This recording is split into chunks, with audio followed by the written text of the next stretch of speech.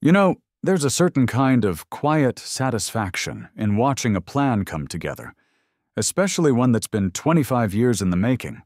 Like tending a rare orchid, all patience and precision, waiting for that one specific bloom. My name is Arthur Jenkins. Art to most folks, though most folks these days don't rightly know me. And this here is the story of how Expansive Horizons developers and the brand new Willow Creek Estates HOA, in their almighty rush to pave paradise, walked right into a little legal garden I'd cultivated just for them. The view from my porch used to be mostly rolling hills, ancient oaks, and the slow amble of my few dozen cattle. Now it's active. Very active. Down in the valley, where the old Miller farm used to be, a veritable city is erupting. 120 homes, or skeletons of homes, clawing at the sky. The symphony of bulldozers, nail guns, and backup beepers is the new morning chorus.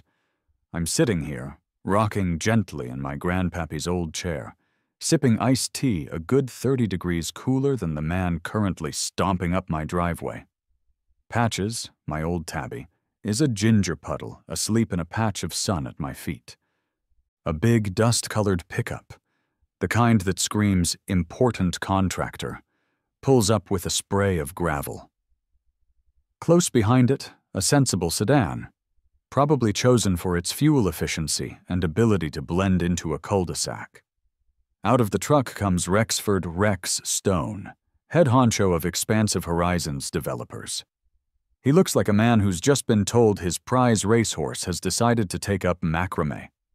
From the sedan emerge Brenda Queenie Comstock, provisional president of the not-yet-populated Willow Creek Estates HOA, and her shadow, Gary the Gopher Grumbles. Brenda's face is tight enough to crack walnuts. Gary just looks like he wishes the earth would swallow him. "Jenkins!" Rex barks, skipping any pleasantries. He's waving a sheaf of papers like he's trying to flag down a passing airplane. "We need to talk. Your lawyer, Abernathy, is it? He just sent us a letter that's..." It's gotta be some kind of sick joke. I take a slow, deliberate sip of my tea, letting the ice clink. "Mr. Stone, Miss Comstock, Mr. Grumbles, a fine afternoon to you all." Patches lifts his head, gives them a disdainful blink, and goes back to sleep. "A joke? No, I don't believe Mr. Abernathy indulges much in humor. He's more of a precise man. Facts, figures, that sort of thing. Now, would this be about the official notification regarding the Mill Creek Basin usage and infrastructure covenant acknowledgement?" I try to keep the smile from my voice, but it's a near thing. Brenda Comstock makes a sound like a strangled teapot. "Basin usage covenant? This is highway robbery. You can't just appear out of nowhere and demand millions of dollars in impact fees and claim you have veto power over our beautiful, nearly completed Willow Creek Estates drainage system, a system, I might add, approved by the county." "Well now, Miss Comstock," I say, setting my glass down with a gentle click, "appear out of nowhere isn't quite accurate. That covenant, the one Mr. Abernathy so kindly reminded you of, has been a matter of public record for, about 25 years now. Securely attached to the deed of that little quarter-acre parcel of land bordering Mill Creek. The one your company, Mr. Stone, specifically identified in your master development plan for vital stormwater runoff management. I believe it's referenced in Section 7, subsection B, of your own hydrological survey.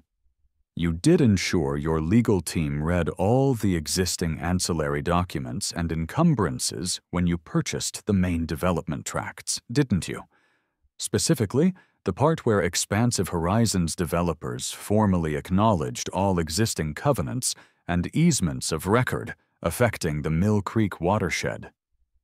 I pick up my tea again. "More iced tea, anyone? Freshly brewed?" Rex Stone's jaw is working. He looks from me to the papers in his hand, then back to me. This is preposterous. That sliver of land, it's practically worthless. It's a ditch." "Ah," But it's a very strategically located ditch, Mr. Stone, I reply, my voice mild. And the covenant isn't about the value of that specific quarter acre. It's about the impact of significant development on the adjoining lands and their reliance on that particular drainage basin. A basin whose ecological balance and infrastructure requirements, as per the covenant, necessitate certain considerations. If development density exceeds 50 residential units, you're planning, what, 120? I had a brief, almost cinematic flash of myself earlier that morning, sitting in this very chair on the phone with Abernathy Jr. Young Charles, son of the man who'd helped my grandfather and me draft the original document. Charles, I'd said, I believe the 51st foundation has been poured, and those rather large concrete pipes are now definitively channeling Willow Creek Estate's future runoff directly into the Mill Creek Basin. Send the letters, registered mail, return receipt requested. The quiet click as I hung up was one of the most satisfying sounds I'd heard in a long time. They were so busy drawing up plans for 120 beige boxes and a community pool shaped like a kidney bean, they never bothered to look at the spider in the corner of the room until the web was well and truly finished. Our lawyers will tear this apart, Rex sputters, his face mottling. This is a shakedown, Jenkins. I invite them to try, Mr. Stone, I say, my gaze steady. Mr. Abernathy is quite looking forward to discussing the finer points of contract law and recorded land covenants. Perhaps your legal team could start by reviewing the purchase agreements you signed. Specifically, Schedule B, exceptions to title. It should all be there, in black and white. Now, if you'll excuse me, I believe Patches is expecting his afternoon nap, not to be unduly disturbed by vigorous business discussions. They stand there for a moment, a tableau of impotent fury and dawning horror. Then, without another word, they turn, pile back into their vehicles, and disappear down my driveway in a cloud of indignant dust. I pick up my iced tea. The symphony of bulldozers in the valley below suddenly sounds a little less like construction, and a little more like the overture to a very interesting opera. This land, the Jenkins homestead, it's not just dirt and trees to me, it's marrow deep. My great-grandfather, Hezekiah Jenkins, staked his claim here in the late 1800s. He was a man who understood the language of the land, the whisper of the creek, the lean of the trees, the way water shaped everything. He taught his son, who taught my father, who taught me. Granddad, Josiah Jenkins. He was a character. Quiet, shrewd, with eyes that saw more than they let on. He wasn't a man for fancy words, but he understood the power of paper, of a well-placed line on a map. Arthur, he'd say to me when I was just a boy, more interested in fishing down at Mill Creek than in dusty old deeds in the county courthouse. Land is the only thing they ain't making more of. But they're always making more rules about it, and more people wanting a piece of it. You gotta know your boundaries, boy, not just on the ground, but on the paper, too. And sometimes, you gotta set a few quiet fences where folks ain't expecting 'em. Even back then, 25, 30 years ago, you could see the town creeping closer. The city folks, wanting their little patch of country, their escape. Developers were starting to sniff around the edges of our valley, buying up parcels from folks who were tired of farming or whose kids had moved away. I started spending more time in the county records office than I did in the feed store, tracing old survey lines, reading through decades of deeds and easements. I saw how the land lay, how the water flowed. And I saw that the large, relatively flat tracts adjoining our western boundary, the old Miller Place and the Henderson Farm, were prime candidates for major development. Their owners weren't as rooted as we were. It was only a matter of time. Granddad, I said one evening, spreading out a topographical map on the big oak table in our kitchen. If they ever build big out there, I pointed to the Miller and Henderson lands, they're going to have to deal with Mill Creek.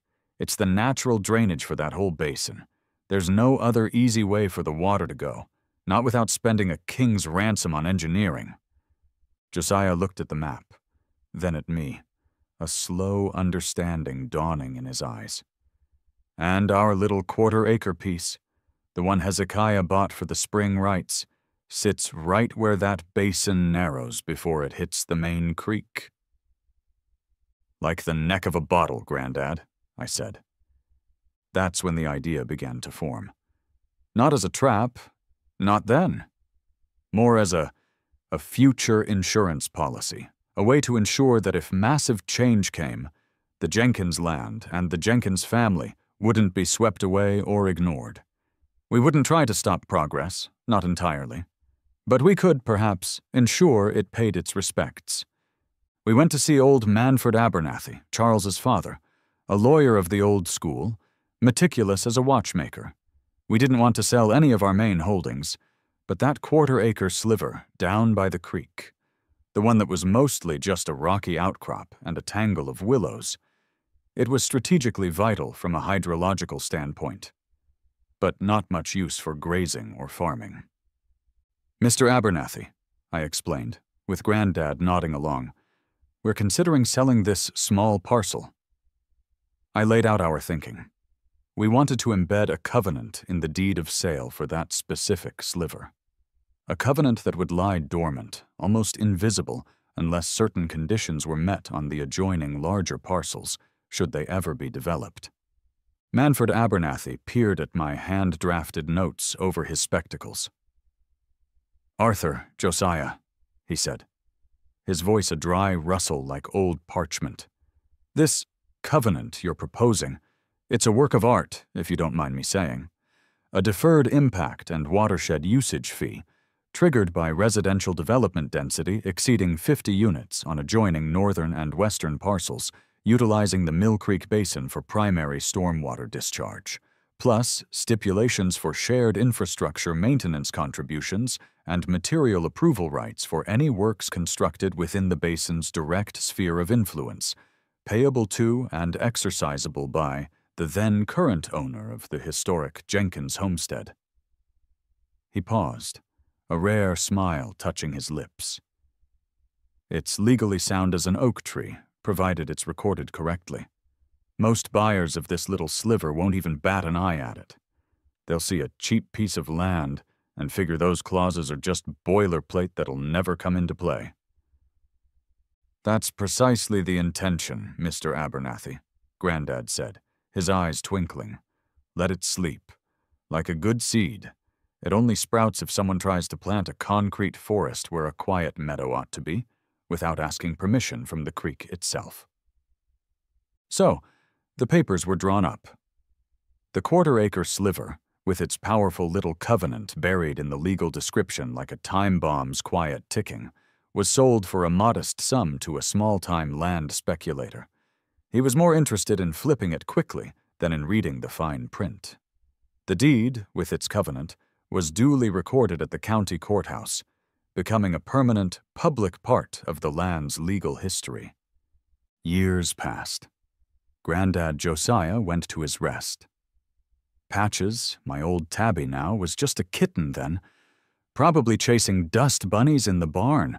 The quarter-acre sliver changed hands a couple of times, each new deed dutifully referencing the original sale and its encumbrances, though I doubt anyone paid those sleeping clauses much mind. The larger adjoining parcels, the Miller place, the Henderson farm, were eventually bought up by a series of investment groups, and finally, about 3 years ago, consolidated into one large holding by Expansive Horizons developers. I watched from my porch, watched them send in their surveyors with their fancy GPS equipment, watched their soil testing crews drill their boreholes.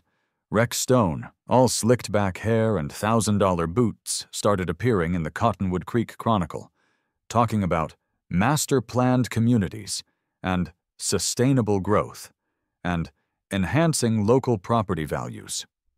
He held town hall meetings, schmoozed the county commissioners, promised new parks, that would be maintained by the HOA, of course, and a widened county road to accommodate all the new traffic. Never once did he knock on my door. Never once did he or any of his people inquire about the old Jenkins place, about the history of Mill Creek, or about any potential existing easements or covenants that might affect their grand vision. They had their site plans, their engineering reports, their market analyses. They figured they had all the answers they needed.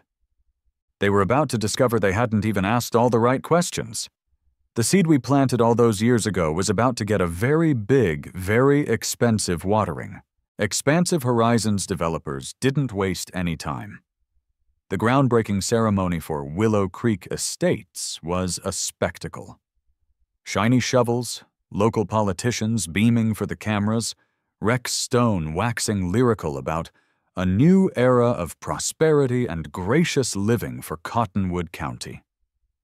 I watched it all from my upper pasture through a pair of old birding binoculars. They'd put up a big, colorful sign at the entrance to the future development, showing happy, ridiculously good-looking families frolicking on lawns so green they had to be radioactive. I wasn't invited to the shindig, of course. I was just the old recluse on the neighboring property, a relic of a bygone era they were probably hoping would just fade away. Their initial site plans, which they had to file with the county, were public record. I got copies. And there it was, plain as day. Their entire stormwater management system for all 120 homes, plus the clubhouse and the tennis courts, was designed to channel runoff directly into the Mill Creek Basin. They were even planning a series of picturesque retention ponds that would feed into the natural swales leading right past my covenanted quarter-acre. It was the most logical, most cost-effective design for them. It was also the exact scenario my grandfather and I, with Mr. Abernathy Sr. S. help, had anticipated.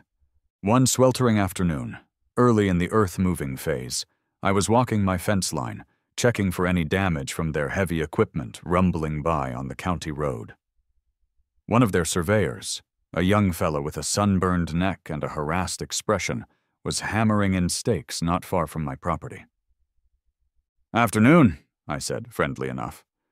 "Big project you got going there?" He wiped sweat from his brow. "Tell me about it, mister. They want this whole section graded by the end of the month, moving a mountain of dirt." "Using the Mill Creek Basin for your drainage, I see from the plans," I remarked, casual-like. He shrugged. "Yeah, that's what the engineers laid out. Makes sense, natural low point." "You folks make sure to check all the old deeds and covenants round here?" I asked, my voice mild. "This valley's got some interesting history buried in those courthouse papers." The surveyor gave me a look that said he clearly thought I was just some nosy old coot.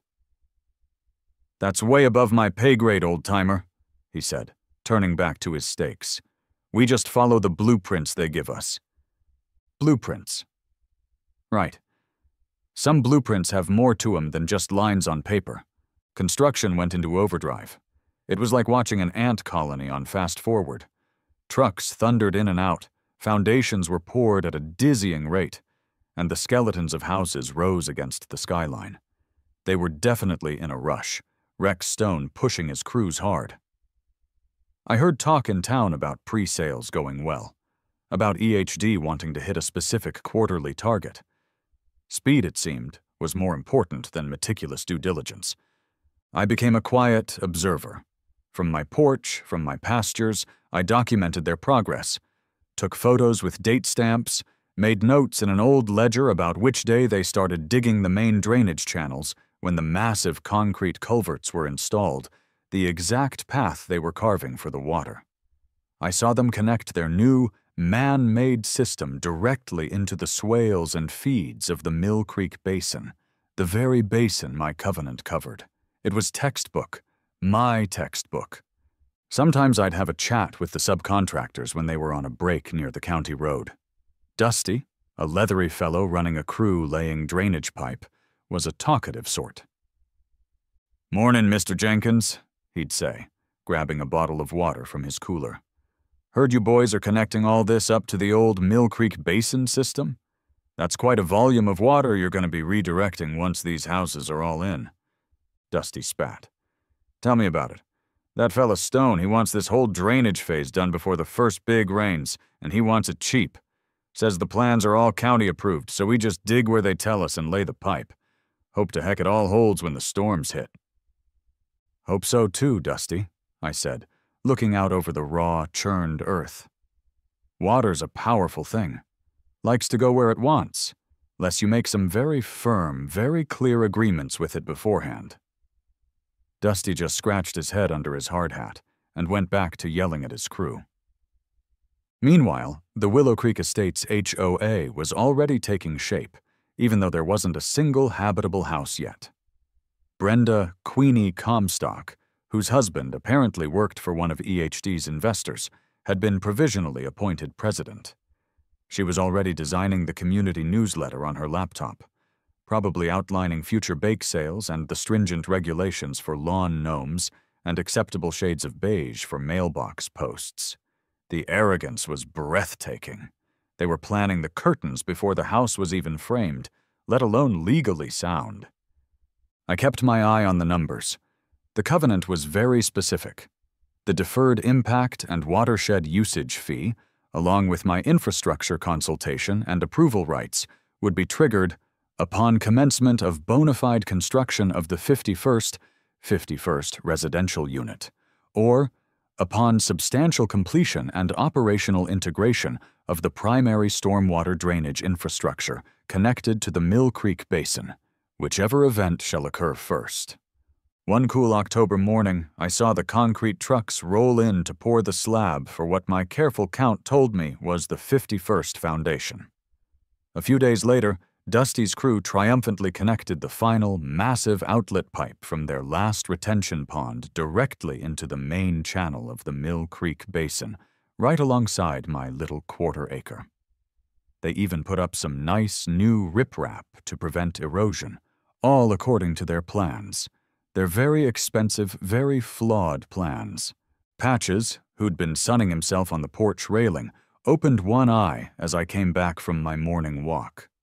"Well, Patches," I said, giving him a scratch behind the ears. "Looks like the alarm clock's about to go off. They've baked their cake, put the candles on, and now it's time to see if they remembered all the ingredients for the frosting, and whether they budgeted for the rather expensive sugar." I went inside, picked up the phone, and dialed Charles Abernathy, Jr. "Charles? Arthur Jenkins here. I believe it's time to send out those registered letters we prepared a while back. Yes, the ones with all the carefully underlined clauses. Have a good day now." The quiet hum of the dial tone was a most satisfying sound. The web, 25 years in the weaving, was about to feel its first significant tug. The scene on my porch a few days later, with Rex Stone looking like he'd swallowed a hornet's nest, and Brenda Comstock practically vibrating with indignation, was just the opening act. After they'd roared off in their cloud of dust and impotent fury, the first thing Rex likely did was call his own legal team. Big city lawyers, probably charged by the minute and specialized in making problems disappear. "Some old crackpot farmer," I could almost hear him yelling into his phone, "thinks he's got us over a barrel with a 25-year-old piece of paper. Fix it. Make it go away. We've got 80 houses sold, deposits taken. We're on a deadline." And his lawyers, no doubt, puffed out their chests and assured him it was a frivolous claim, a nuisance suit, a classic shakedown attempt by some local yokel trying to cash in on a big development. They probably fired off a dismissive, vaguely threatening letter back to Charles Abernathy, full of legal boilerplate and confident pronouncements about the unassailable rights of their client to proceed with their fully permitted and lawful development. Charles told me later it was quite a florid piece of work, worthy of framing. Brenda Comstock, meanwhile, not being one for legal subtleties, decided on a more direct approach. She called the county sheriff's department, claimed I was trying to illegally interfere with permitted construction, was attempting to extort the Homeowners Association, which at that point consisted mostly of her, Gary, and a marketing brochure, and was generally being a menace to society. So a couple of deputies did pay me a visit. The older one, Deputy Miller, looked like he'd rather be anywhere else. He remembered me from the cattle auctions.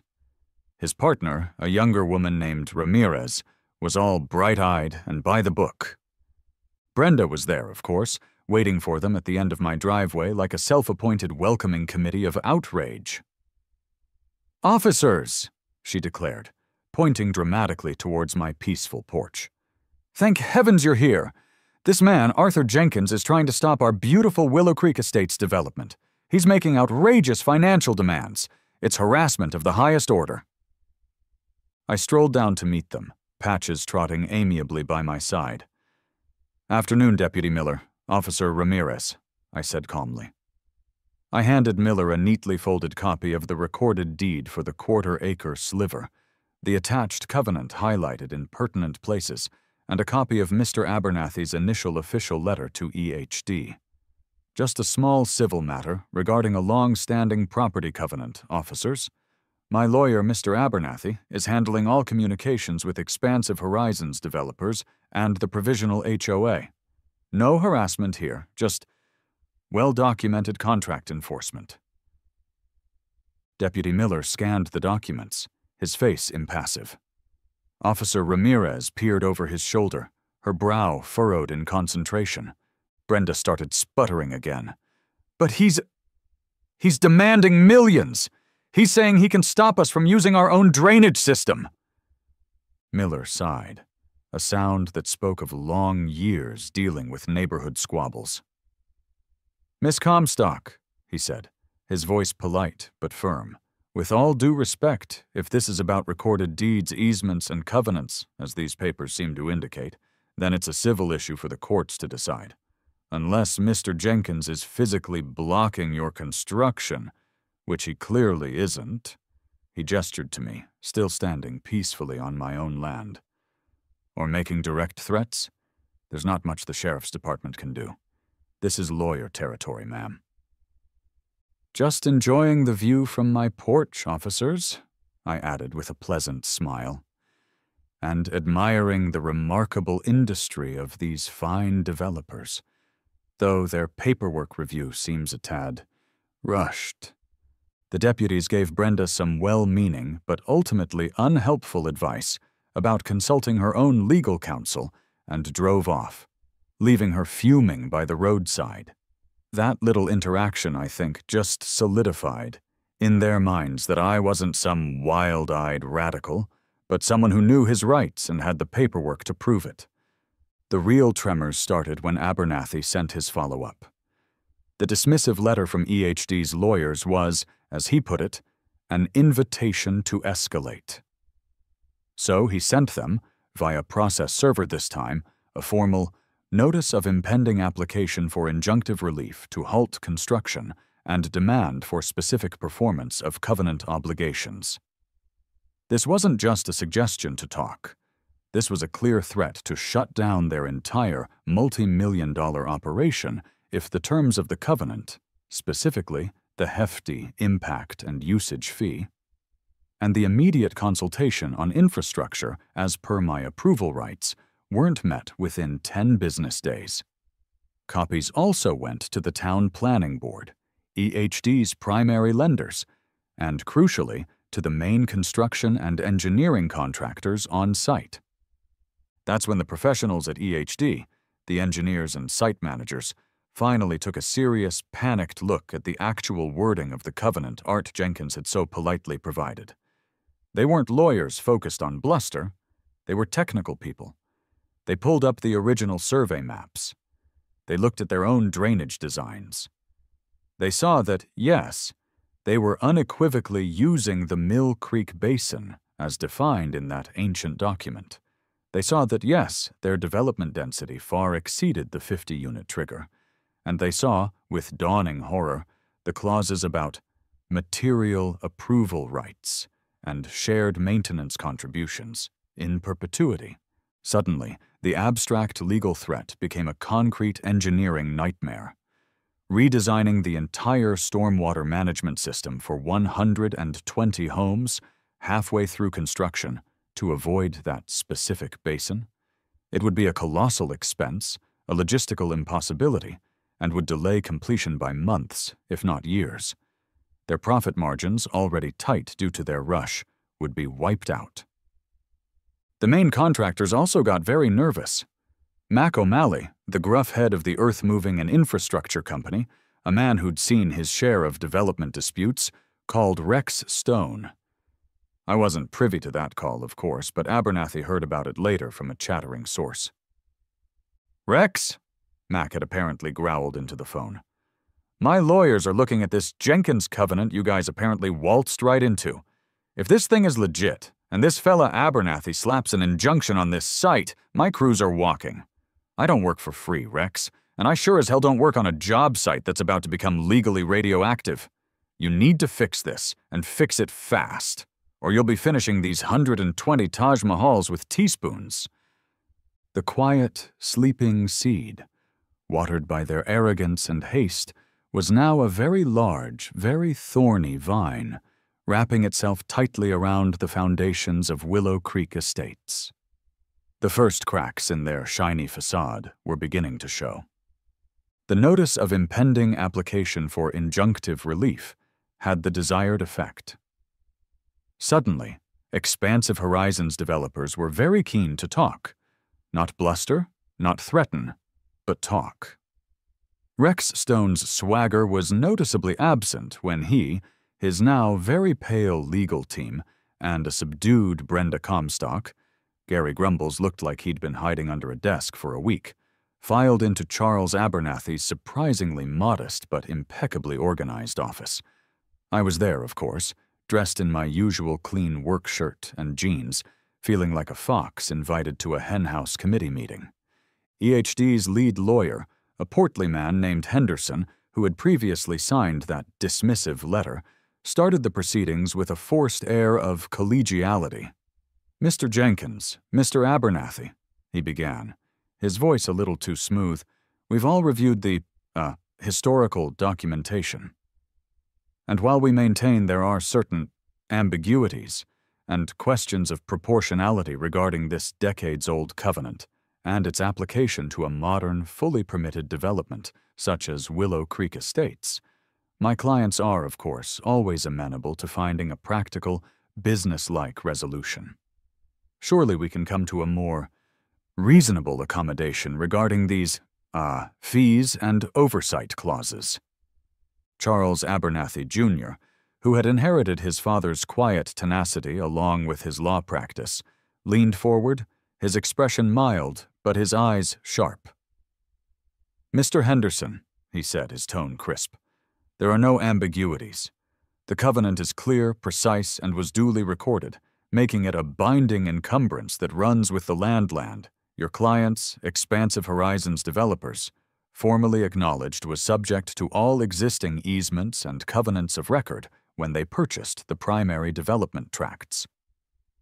As for proportionality, the fees and approval rights stipulated are directly reflective of the significant and foreseeable impact a large-scale residential development, specifically one exceeding 50 units and utilizing the Mill Creek Basin for primary stormwater discharge, would have on the watershed and the Servient estate. An impact my client's family had the foresight to provide for. My client isn't asking for a penny more, or a clause broader than what is stipulated in black and white in a legally binding contract. A contract, I might add, that your clients had every opportunity to thoroughly review before committing hundreds of millions of dollars to this project. I mostly let Abernathy do the heavy lifting on the legal front, but I did enjoy interjecting with a few calm, pointed questions that demonstrated just how closely I'd been watching their progress. "Mr. Stone," I might say, "that large blue culvert pipe you installed at the basin inlet near my western fence line, the one marked Sector 3 drainage outlet on your revised plans dated June 12th, was that specific gauge and material composition in your professional opinion, designed to handle the peak flow from 65 two-story residences with an average roof pitch of 35 degrees, considering a 100-year storm event? Or was it perhaps a more economically expedient choice made to meet a revised construction schedule? Rex would glower. His engineers, present and looking green around the gills, would shuffle their papers.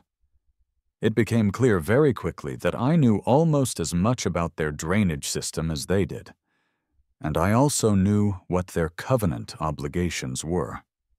The choices facing expansive horizons, developers were stark, and all of them were expensive.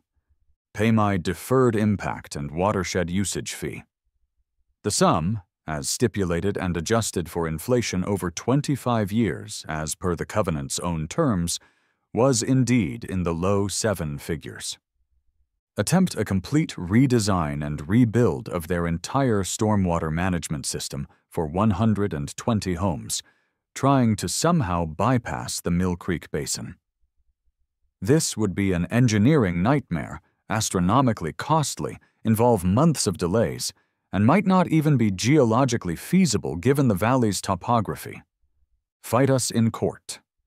Abernathy made it crystal clear that if a satisfactory agreement wasn't reached, he would file for an immediate temporary restraining order and then a preliminary injunction to halt all construction on the site, pending full adjudication of the covenant.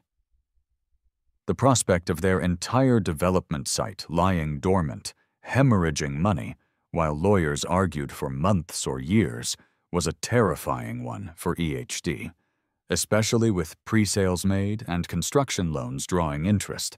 Rex Stone, after a very tense, very quiet consultation with his lawyers in the hallway, came back looking like a man who'd stared into the abyss, and the abyss had presented him with a very large, non-negotiable invoice. The negotiations, if you could call them that, were swift. They tried to haggle, of course. They pleaded hardship. They talked about the jobs on the line, the families waiting for their new homes. Abernathy was sympathetic but firm. My client is not responsible for EHD's lack of due diligence, nor is he seeking to unjustly enrich himself. He is merely exercising his long-standing, legally recorded rights, rights your company explicitly acknowledged. In the end, they agreed. They would pay. Not the absolute, full initial demand.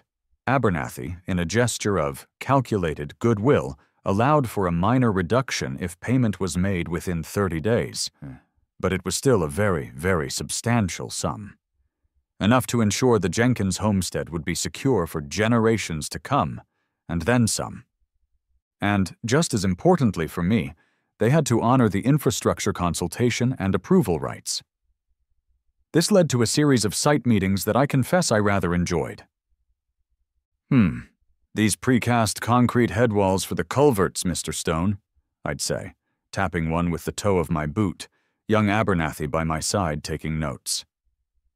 Section 9, subsection C of the covenant, as you'll recall, specifies materials of durable, non-corrosive, and aesthetically congruous nature, subject to my prior written approval. These stock units, frankly, have all the aesthetic congruity of a prison bunker, and I have concerns about their long-term spalling given our freeze-thaw cycle. I was envisioning something faced with locally sourced fieldstone, perhaps, to better blend with the natural character of the Mill Creek environment. Abernathy has a list of approved stonemasons. Rex's eye would twitch, but he'd nod curtly to his site manager. Get the stonemasons. I insisted on higher-grade, non-corrosive steel for all grates and access covers. I made them implement a more extensive planting plan with native species around the retention ponds and swales to improve habitat and visual appeal. I had them upgrade their erosion control measures significantly. I wasn't being a tyrant.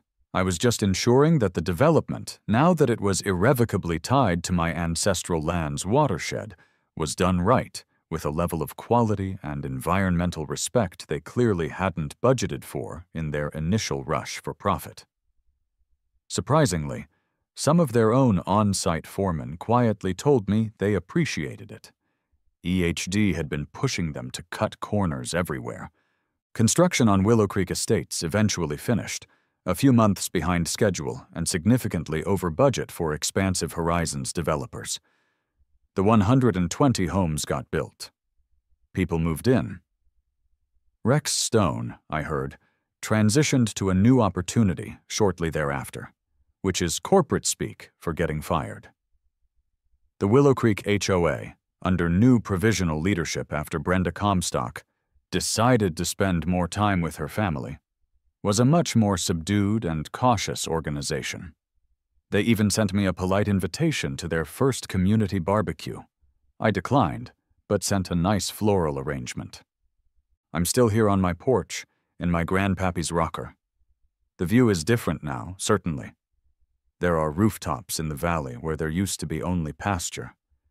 But Mill Creek still flows clear, maybe even a little cleaner around the edges thanks to the upgraded landscaping I insisted on. The Jenkins homestead is secure. Patches still sleeps in the sun at my feet. And every now and then, when I see the meticulously laid stone headwalls of the culverts, or the rust-proof gleam of a drainage grate down in Willow Creek Estates, I allow myself a small, quiet smile. They got their 120 homes, all neatly lined up, and I got a valley that's a little better managed, a little more respectful of the land it sits on, and a healthy reminder for any other ambitious folks out there that sometimes the oldest, quietest pieces of paper hold the sharpest teeth. They were in such a breathless rush to build their shiny new future, they completely forgot to read the history. Turns out history has a funny way of collecting its dues with significant and very well documented interest.